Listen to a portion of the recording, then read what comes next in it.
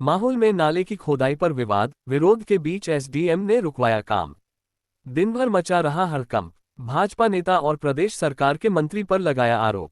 आजमगढ़ जिले के माहौल नगर पंचायत के पवई रोड पर जल निकासी के लिए इंटरलॉकिंग तोड़कर नाला निर्माण कराए जाने को लेकर मंगलवार को विवाद की स्थिति बन गई।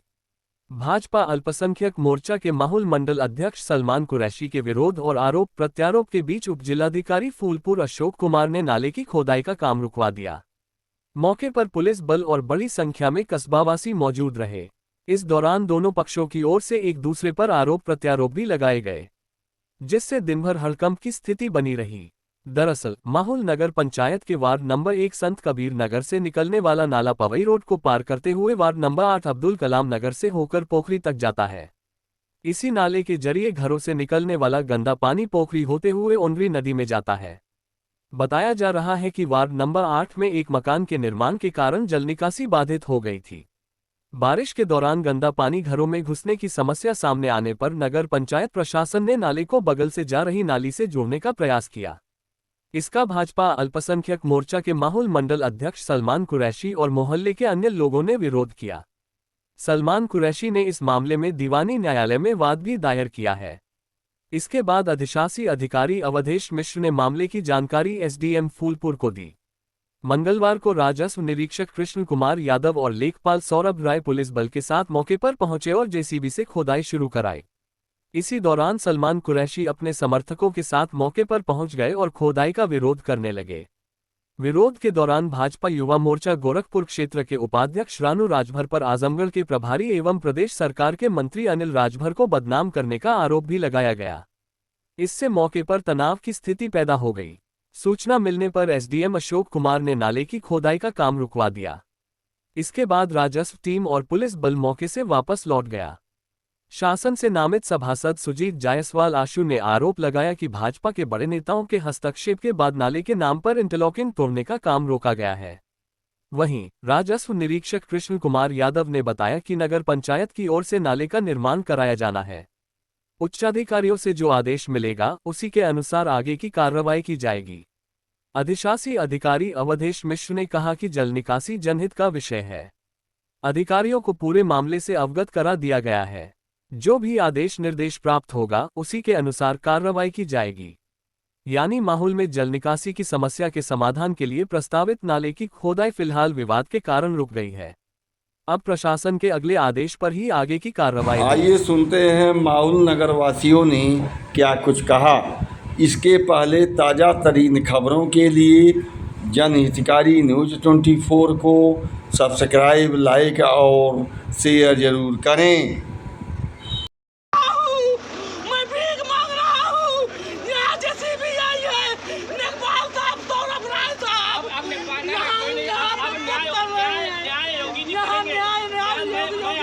सरकारी आदमी आपको मिलेगा। रानू राजभर जी, कोई राजभर नहीं, कोई राजभर नहीं। जो गलत करेंगे सरकार के खिलाफ कार्रवाई करेंगे। सरकार इतना कमजोर नहीं है। सब अच्छा होगा, आने वाला समय भी अच्छा होगा और सरकार की पूरी बात करेगी। ऊपर वाले मैं आपसे कह रहा हूँ, आज यहाँ जो हो रहा है अत्याचार गलत हो रहा है। आज कन्यापाल साहब कह रहे हैं आपके ऊपर मुकदमा करवाएंगे। मेरे छोटे छोटे बच्चे हैं। अरे मैं किसके से फीस मांगूंगा? मेरे छोटे छोटे बच्चे हैं। साथ रहूंगा, ऐसी कोई बात नहीं। मेरे मुकदमा करवाएंगे। कोई मुकदमा नहीं करेगा, सरकार आपके साथ है। मेरे गाँव का रास्ता पूरा खराब हो रहा है। मेरे गाँव में कोई बीमार है, अगर जाएगा कैसे क्या होगा? ये जो मकान बना है, आप इधर वीडियो घुमा ले। ये मकान जो बना है ये 150 साल पुराना नाला है। उसको बंद करके पैसा नेपाल द्वारा पैसा दिया गया। ये पैसा नेपाल द्वारा पैसा दिया गया किसको? नेपाल को पैसा, जैसे गुड्डू साहब ने नेपाल को पैसा दिए। गुड्डू कौन है? गुड्डू साहब हैं जो घर बन रहा है। हम लोगों को लफड़ा झगड़ा सब करना नहीं है। ये रास्ता गांव का था। मतलब यहाँ आपका क्या है? जैसे हमारा ये है कि पूरा जो गांव का रास्ता है हमारे मोहल्ले का, उस पे वो नाला बंद करके ये नाला ले जा रहे हैं इस पे गांव के रास्ते। तो आप भगवा वस्त्र भी लिए। मैं बाबा आदित्यनाथ योगी की पार्टी का एक सिपाही हूँ। फिर भी मैं आपसे कह रहा हूँ, मेरी पार्टी का एक नेता रानू प्रताप राणा मेरी पार्टी के नेता हैं। हम लोगों के खिलाफ ये न्यायालय से आ गई है। हाँ, न्यायालय का कागज है, न्यायालय का मानता कुछ नहीं है। ये लोग कह रही हैं कि न्यायालय का उल्लंघन कर रहे हैं। यहाँ न्यायालय है, वो कानून को आए हैं, कानून को क्या कह रहे हैं, क्या बता रहे हैं? कुछ नहीं, कानून को कुछ नहीं। माननीय लेखपाल साहब और फिर उसके बाद हमारे रानू जी कह रहे हैं कि ये नाला खुदाया जाएगा। हाँ, मैं भारतीय जनता पार्टी के कार्यकर्ताओं से कहना चाहता हूँ, सब लोगों से इस चैनल के जरिए, बाबा आदित्यनाथ योगी जी, मैं आपकी पार्टी का सिपाही, पुराना से पुराना सिपाही हूँ। मेरे खिलाफ आज कुछ लोग जा रहे हैं। हमारे आसू जायसवाल जी हैं, मनोनीत जो है सभासद चुन करके आए हैं माहौल के अंदर। ये पुराना नाला है, ये भी हमारे साथ है। मैं आपसे कहना चाहता हूँ, रानू राजभर जी वो पैसा ले करके बाबा आदित्यनाथ योगी जी की पार्टी को बदनाम कर रहे हैं। बीजेपी के कार्यकर्ता भी बता रहे हैं कि वो इसमें रानू को ही क्यों इन्वॉल्व कर रहे हैं? नहीं, मेरे सामने ये मामला हुआ। मेरे सामने जब मैं शाम की टाइम गया तो मेरे सामने रानू जी ने इस चीज को देखा। गुड्डू यहाँ से भाग चले।